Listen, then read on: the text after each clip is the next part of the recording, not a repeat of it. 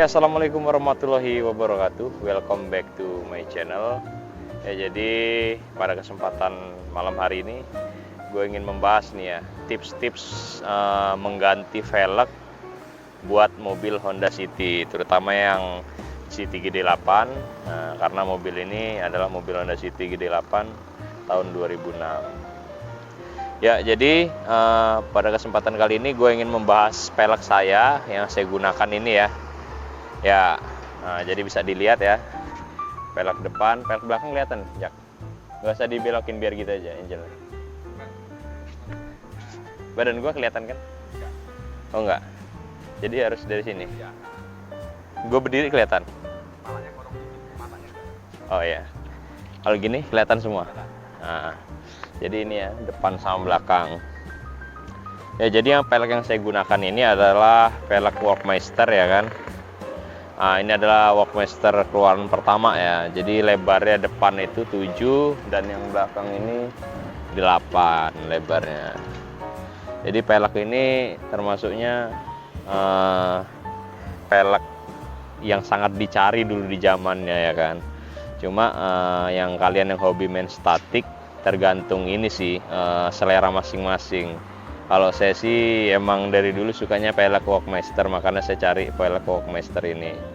Kalau mau stand mah banyak ya kan, bisa pakai OZEV atau pakai apa lagi ya, AZEV atau OZ atau BBS yang colong-colong lah istilahnya, banyak ya. Tapi kalau kalian mau main racing look juga bisa. Kalau mau main racing look kalian bisa pakai T37, CE28 atau Advent RG1 ya kan. Itu cakep juga ya kan pakai itu. Jadi kita kembali lagi ke topik pembahasan. Jadi velg yang saya gunakan ini adalah Walkmeister, lebar depan 7, yang belakang 8 ya kan. Jadi biar kalau saya posting nanti nggak nanya-nanya lagi ya kan, makanya saya jelasinnya sekalian ya kan. Jadi yang depan ini dia ET-nya, yang depan 38 ET-nya, yang belakang itu ET-nya 25 ya kan. Jadi ET itu apa?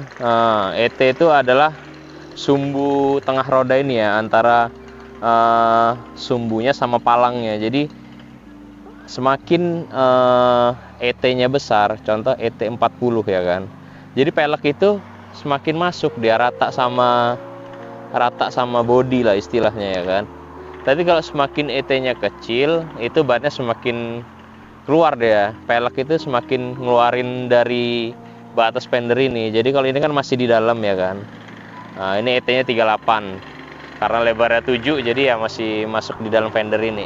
Tapi kalau udah pakai ET yang kecil-kecil, nah dia tergantung sama velgnya juga sih. Itu semakin besar ET semakin keluar.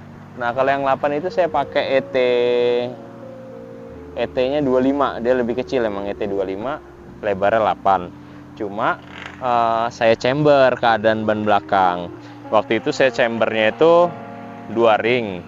Tapi karena saya merasa wah, chamber 2 ring itu terlalu cepat memakan bannya sebelah ya kan. Makanya ya udah akhirnya saya turunin chamber 1 ring doang. Jadi saya lepas 1 ringnya. Jadi yang nggak terlalu nyamber, tadinya lebih miring ya dari yang ini. Akhirnya udah saya lepas 1 ring. Jadi agak masih miring, tapi ban itu napaknya masih dari tengah ke sini dikit masih kena tapak semua ya kan. Tapi kalau udah 2 ring itu terlalu makan pinggir banget kayaknya, makanya saya kurangin. Nah jadi untuk profil ban saya menggunakan ukuran 195/50 rata ya, depan belakang semuanya 195/50. Nah kalau untuk ban saya pakai Achilles mereknya. Cuma kalau bentuknya pengen lebih mantap lagi, kalian bisa pakai Campiro SX2 atau yang lain-lain bisa ya kan. Nah, untuk ban saya pakai itu ya, karena kalau pakai per 55 menurut saya agak ketinggian ya kan di sininya. Kalau pakai per 50 segini nih, ya pas lah. Dipakai juga masih nyaman ya kalau ukuran 195/50. Tapi kalau udah per 40, itu udah kurang nyaman kayaknya. Memang tampilannya bagus ya kan. Jadi velg itu lebih hidup gitu ketika dipakein ban kecil. Cuma untuk tingkat kenyamanan itu enak, per 50 ini udah saya udah nyaman ya kan. Nggak berani lagi pakai di bawah per 50 karena yang pertama tingkat kenyamanan kurang sama kasihan sama peleknya, makanya saya pakaiin yang 195 per 50.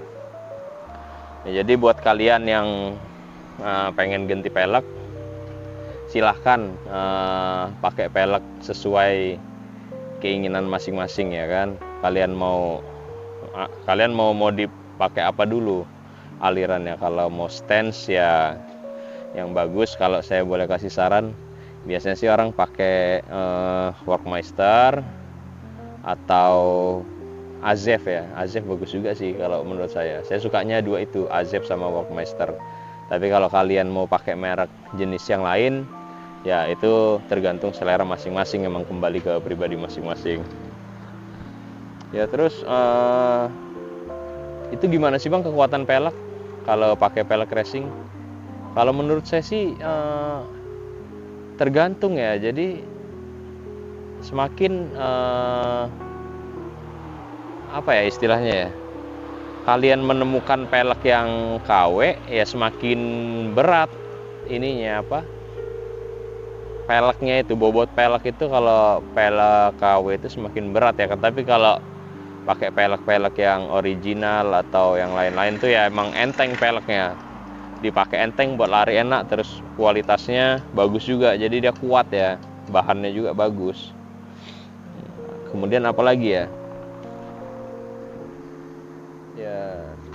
terus gimana sih Bang tips perawatan pelek? Jadi kan kalau saya kan pakai pelek chrome ya kan, jadi kalau pakai pelek chrome itu kita perawatannya gampang ya kan. Jadi ketika kita keluar kena hujan, udah kita lap aja, jadi biar nggak jamuran. Kalau kita biarkan basah terus kering, nanti lama-lama pelek yang chrome kayak gini bisa jamuran ya kan. Makanya kita rajin-rajin harus bersihin pelek yang chrome kalau kita pakai pelek warna chrome. Beda halnya kalau kita pakai pelek yang warna hitam atau apa. Kalau hitam dia emang nggak kelihatan ya kan, dia mau dia jamuran juga nggak bakal kelihatan. Tapi kalau pelek-pelek yang chrome gini, ketika dia jamuran kelihatan.